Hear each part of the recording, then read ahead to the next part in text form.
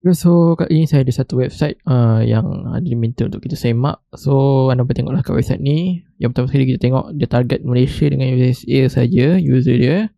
Kemudian anda boleh tengok template dia sebiji lah, macam template scam website yang lain. So anda boleh tengok dekat kod-kod ni, dia ada perkataan Doihan, kemudian ada perkataan Hongbao, dan ada pelbagai Baoziang dan pelbagai lah bahasa Cina. So macam yang saya cakap sebelum ni, sekiranya website itu template daripada China, memang kemungkinan besar ianya adalah scam lah, sebab memang kebanyakan template website sebegitu. So kita dah tengok sedikit bahagian kod dia, template website dia.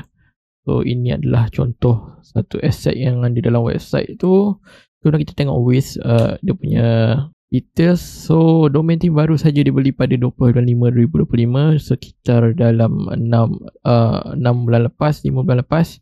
Kemudian anda boleh tengoklah dia akan expired dalam setahun lagi. So sekiranya anda tanya adakah website ini adalah scam, so sudah semestinya lah kita akan cakap ini website yang berpotensi besar scam, sebabkan oleh template yang sama, red flag yang sama, dia target Malaysia dan Malaysia sahaja, USA ni contoh. Anda boleh tengoklah semua ni isi kod jemputan, perkataan mendaftar ni huruf M kecil, semuanya sama saja macam template website yang lain yang telah pun tutup sebelum ini.